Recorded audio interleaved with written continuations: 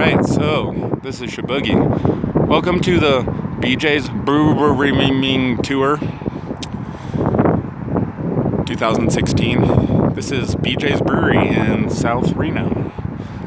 These are our silos out front. Here on the left, you have the two-row pail silo.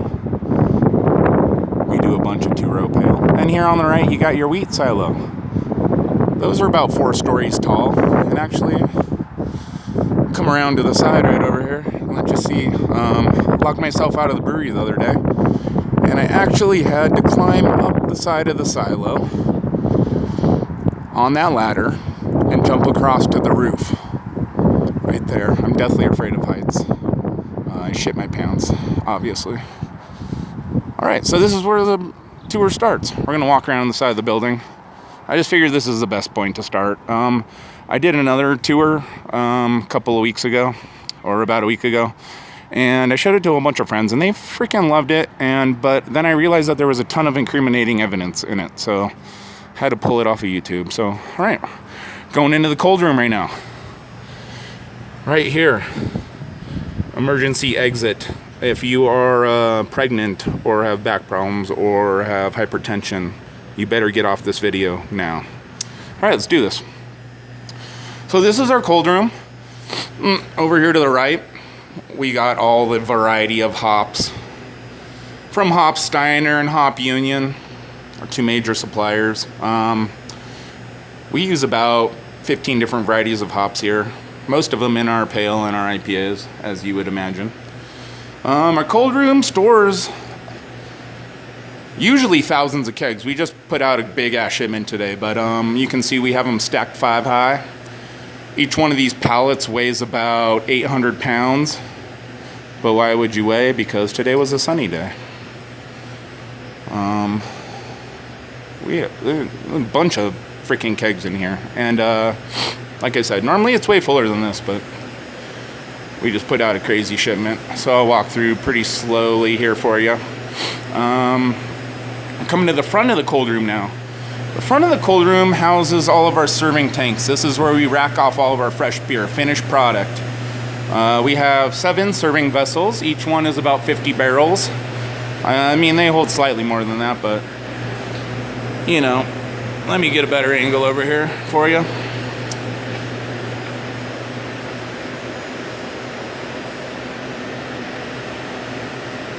Seven serving vessels. On the right, we have our lagering tank. We have a light switch lager in there currently. This lagering tank is a pain in the ass to work with. They are very antiquated. Hence the caution tape on that. You don't want to get near that thing. And then you have the serving vessels for the restaurant. That's just where we hook up our farmers popular beers. These little tiny tanks are really cool. Copper banded. Nice stuff. Then you can see to the back of the cold room. It's really loud in here, so I hope you can hear me. There's probably about 800 kegs in here right now. Like I said, the capacity of this room is about 2,000 kegs, so it's normally pretty full. All right, let's walk out of this place. Gonna break on through to the other side right here. All right, there's my barrels. Those are my babies. I got barrel-aged Imperial Stout in there right now. These are whiskey barrels. They're from Woodford Reserve. They're anywhere from 30 months to a year. I mean, 6 months to a year. I'm hoping to make a Irish car bomb stout shortly. I'm gonna go to the market up the street and get some malt extract, which is basically the center of Whoppers, and then put a little lactose in it and see what it comes out. I hope it tastes like an Irish car bomb. That'd be badass. There's our grain loft, aka dead hooker loft. Stinks like rotting corpses up there, but amazingly enough, all of our grains are up there and the roof holds it. I don't know how plywood holds all that, but those things are really heavy, and it goes way back into that crawl space up there. I wish I could go into the roof, but I'm not going to climb up a ladder right now. All right, what do we got back here? Lockers. All the dudes' lockers. All right, here's the employee bathroom. And actually, you gotta see something in here because this is fucking hilarious.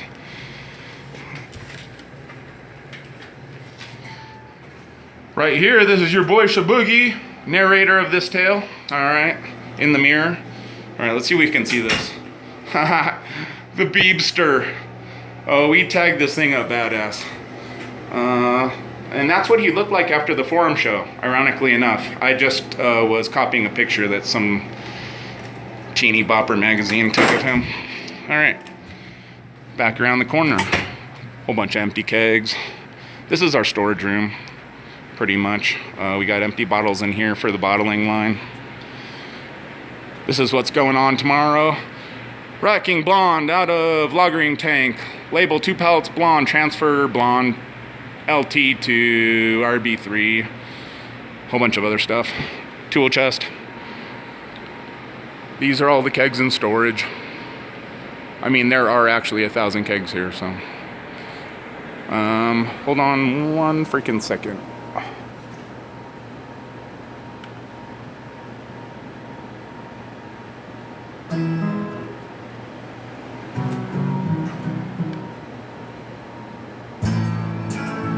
There we go. I get to play DJ when I'm here alone, so I'll put some tunes on for you. Here's our forklift, does all the heavy lifting. Everything needs to be moved in and out here every single day. It's crazy. This is our racking machine. It's the bottleneck of the whole entire brewery. We can only rack one keg at a time. The right side cleans and sanitizes, the left side fills and pressurizes. This thing is a bitch. Fucking hate this machine. You didn't hear me say that, Katie. Don't worry about it. Here's the speaker putting out all them great tunes. All right, now on to the main facility. This is where all the magic happens, guys. To our right, we have the keg washing machine. It washes kegs. To the left, we have the matter transporter. It transports matter. Just kidding, that's a bottling machine. And actually, I spent about 3 hours tearing this fucker apart yesterday and rebuilding it. And now it works like a champ. It's the smoothest it's ever worked. So hopefully that stands up for tomorrow because we need a bottle tomorrow. Here are our bright tanks. 100 barrels. Big ass motherfucking bright tanks. This is where conditioned beer, well, this is where beer gets conditioned, inside the bright tanks. Carbonated dual carb stones. And then we got fermenters. So there's fermenter number 5. Each fermenter is 100 barrels. You got fermenter 4, 3, 2, 9, 8, 7, 6. Like I said, each one of these fermenters is 100 barrels. They're huge. And we have a variety of beers. We have 10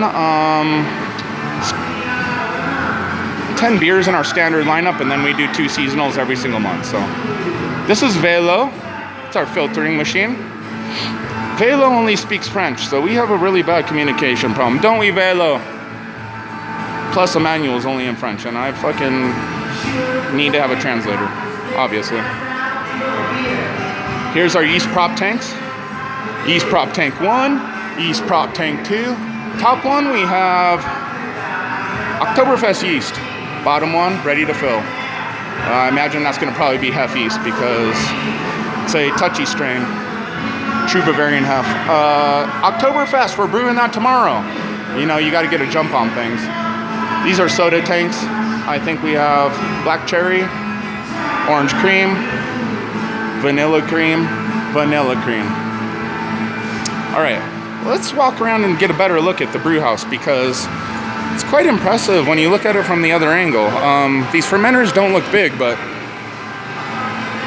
we are the 10th largest production brewery on the West Coast, and that includes every other brewery you've ever heard of, which pretty much means that we're the 40th largest brewery, production-wise, in the United States. But on the West Coast, we're just behind Lagunitas, Stone, Green Flash, Deschutes, Firestone Walker, you know, the big boys. All right, let's turn around. This is our little brew office. Bunch of random notes. What's going on over here? Milled for IPA. Sweet, guys. Here's a board of everything we're working on. Has all the transferring logs, all those numbers don't make sense to you, but they make sense to me. Anyway, it's a work in progress. Here's a giant bag of Munich malt that fell over on me and I had to tie down. All right, so here's the brew deck. This place, the brew deck, our mash tun is 60 barrels. We normally don't put out 60 barrels, probably about 50. And then we have the kettle over here, obviously is a lot larger volume. Let's get a tiny peek-see inside the mash tun. So these are the giant rakes that rake all of our grain around. You can climb up in there and watch porn for a while. Nobody would ever notice you were gone. Nobody ever notices that I'm gone. There's daylight at the top. All right. And then, of course, the kettle, the brew kettle. Let's walk up to the top, see what's going on up here. That's where I spend most of my time, chilling out, watching numbers. 190 degree water coming out of our hot liquor tank. 44 degrees out of the cold liquor tank. And then here's an opposite look at the mash tun from above. Doesn't really do it justice, but it's huge. You could throw a nice kegger inside of there. All right, back down. One of my solo barrels, one of my babies. I've actually won 3 medals for my sour beers. 2 from the Great American Beer Festival. 1 from the, this is the glycol system. Everything is 38 degrees. Well, that's way off. I shouldn't have showed you that. It's the boss's office, the loft. Looks down upon us. That's the cold liquor tank right there. 200 barrels of nearly freezing cold water. 1 barrel equals 2 kegs. All right, here's the hot liquor tank. Another 200 barrel tank. They're huge. They're crazy huge. Then you got the boiler over here.